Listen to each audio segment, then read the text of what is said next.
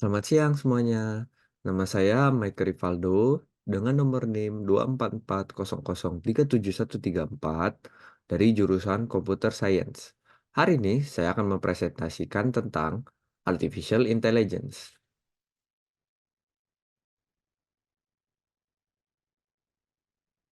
Pertama, saya akan menjelaskan apa itu AI. AI atau singkatan dari Artificial Intelligence, atau dalam bahasa Indonesianya, sebuah program yang dibuat manusia untuk membuat komputer melakukan hal-hal yang tampak cerdas atau pintar dengan cara yang sama seperti kecerdasan manusia. Kecerdasan manusia menggunakan otak. Jadi kita bisa beranggapan bahwa komputer itu kita masukkan otak ke dalam komputer agar dia dapat berpikir atau menjadi pintar. Itulah artificial intelligence atau AI. Contoh-contohnya, di sini ada 7 gambar. Yang pertama adalah film Wall-E, di mana film Wall-E ini adalah dua robot. Yang satu robotnya untuk mencari kehidupan di planet-planet, dan yang satu lagi mengumpulkan sampah. Kenapa saya masukkan ke dalam contoh AI? Dikarenakan dua robot ini adalah emang AI. Karena bisa berpikir, bisa bersikap cerdas layaknya manusia. Yang pertama, robot di kiri, yaitu Eve. Dia mencari kehidupan dengan mencari tanda-tanda kehidupan. Dia bisa tahu, oh ini benda ini hidup atau tidak. Dia bisa berpikir. Lalu yang kedua adalah Wall-E-nya sendiri. Dia bisa mengetahui apakah ini sampah atau bukan. Jika sampah, dia akan masukkan ke dalam tubuhnya, lalu membuat sampah tersebut menjadi kotak. Makanya eh, robot tersebut saya katakan AI. Lalu ada mainan anak-anak di sebelah kanannya. Ada mainan anak-anak yang bernama Cosmo. Jadi mainan Cosmo ini dapat berpikir sendiri. Dia dapat mengeluarkan emosi ketika sedang bermain. Mungkin bisa marah, bisa senang, bisa lapar. Dan juga dia bisa bermain dengan balok tanpa adanya instruksi dari manusia. Lalu di sebelah kanannya lagi ada robot bertarung. Nah, lalu di bawah kiri ada dari film juga, dari film Big Hero 6. Nah, robot ini adalah robot pengidentifikasi penyakit berdasarkan gejala-gejala.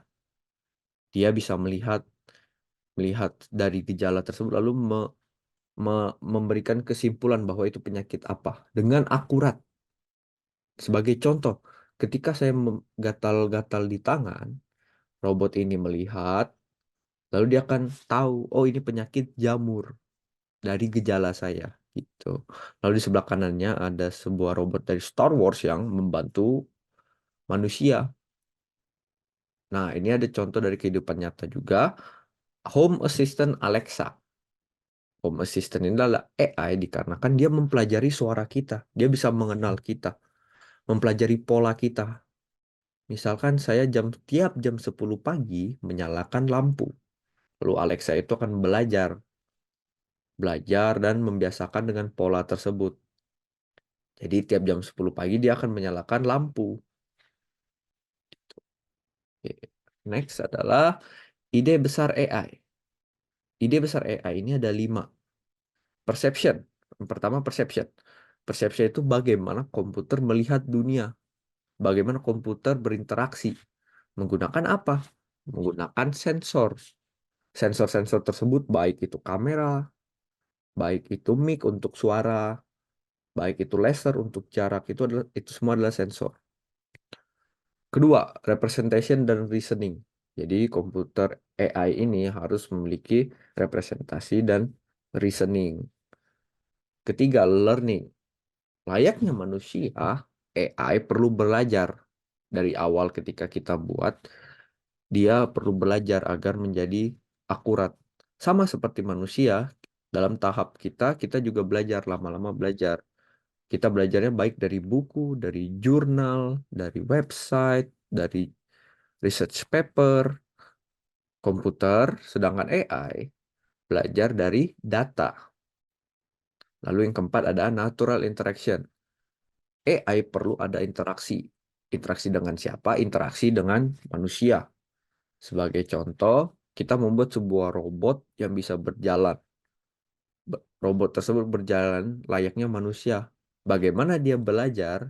Dia pertama akan melihat kita cara berjalan.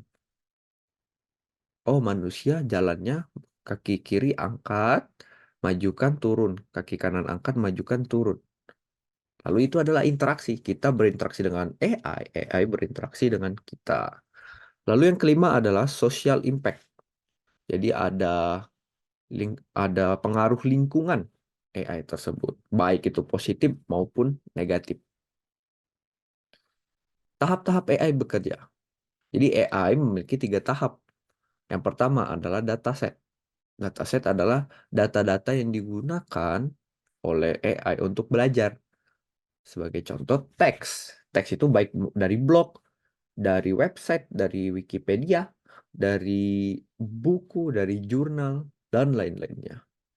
Lalu ada dari gambar, ada dari video, ada dari suara, dan lainnya. Itu adalah data-data yang digunakan AI untuk belajar. Lalu yang tahap kedua adalah learning algorithm. Ketika dia sudah mendapatkan data-data yang diperlukan untuk belajar, dia akan belajar menggunakan algoritma, baik itu yang kita inginkan. Nah, dia akan belajar, misalkan dia akan belajar cara cara menentukan optimal jarak jarak optimal, rute optimal. Dia akan belajar dari data-data orang lain gitu. Lalu prediksinya apa? Prediksi itu adalah hasilnya. Sebagai contoh, saya ingin membuat sebuah AI dalam bisnis. Saya ingin membuat AI untuk menentukan apakah kota A membuka bisnis apa, peluang bisnis apa yang bagus di kota B, di kota C, gitu juga. Data, jadi datasetnya apa? Dataset adalah datasetnya sebuah teks atau gambar atau video dari orang-orang di sana. Lalu kita mendapatkan data apa? Kita mendapatkan data misal di kota A itu adalah anak-anak muda lebih banyak. Anak-anak muda lebih banyak, mereka lebih suka makan Indomie, lebih suka makan nasi goreng, dan juga mereka lebih suka ke kafe yang bagus, yang futuristik.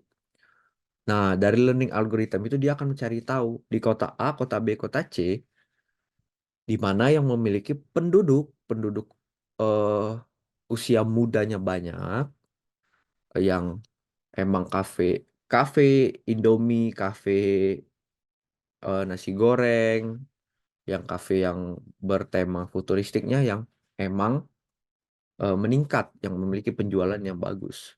Lalu dia akan mencari lokasi yang baik, lokasi yang strategis, yang optimal. Hasilnya apa? Hasilnya adalah itu dia memberikan hasilnya, prediksinya. Oh, di kota A ternyata bagus, angka usia mudanya tinggi. Indomie dan nasi goreng emang mereka suka. Mereka di kota A ini anak mudanya emang suka nasi goreng dan Indomie. Lalu dia akan memberikan tempat tempat yang optimal untuk kita buka. Sedangkan kota B misalkan, kota B memiliki angka usia yang rendah, jadi jangan dibuka di sana. Sebagai contoh gitu. Lalu ada manfaat-manfaatnya nih AI. AI memiliki manfaat yang pertama yaitu memecahkan masalah yang kompleks. AI ini dapat memproses data dengan cepat. Misalkan manusia, dia bisa membaca jurnal, 3 jurnal aja bisa 1 hari atau 2 hari. Sedangkan AI bisa membaca jutaan jurnal dalam beberapa detik. Jutaan website dalam beberapa detik. Makanya dia cepat. AI juga dapat menemukan sebuah pola, menemukan sebuah masalah, dan juga memberikan solusi. Memberikan solusi dari masalah tersebut. Manfaat AI kedua, meningkatkan efisiensi bisnis. Saya ambil contoh AI dari konstruksi. AI konstruksi ini, dia bisa membangun sebuah rumah. Nah, AI tersebut dapat mengurangi biaya, tidak perlu digaji. AI tersebut juga nggak bisa sakit. Jadi dia bisa bekerja 24 jam selama 7 hari. Nah, AI tersebut dapat meningkatkan efisiensi bisnis karena membantu. Namun ada kekurangannya juga. AI tersebut akan mengurangi pekerjaan bagi orang-orang. Nah, makanya AI memiliki positif dan negatif. Karena jika jika AI ini bagus, dia akan menggantikan orang-orang. Tuh. Ketiga, membuat keputusan yang lebih pintar. AI karena AI dapat memproses data secara banyak, cepat, optimal, dan akurat, dia bisa membuat keputusan yang lebih pintar dari manusia. Saya akan memberikan sebuah contoh di sini. Ada sebuah game, sebuah game dari Google yang bisa diakses oleh teman-teman. Quick Draw with Google.com. Ini adalah game di mana AI akan menebak gambaran kita. Misalkan saya diberikan instruksi menggambar pizza. Saya akan coba menggambar pizza.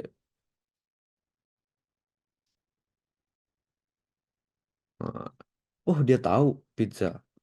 Saya diinstruksikan lagi menggambar teapot. Kita coba.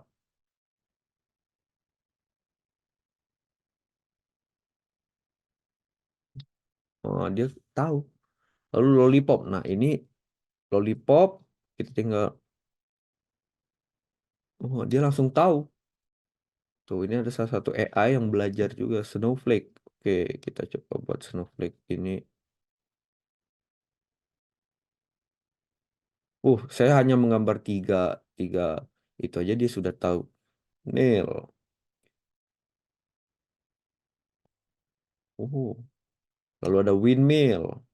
Oke, kita coba gambar windmill.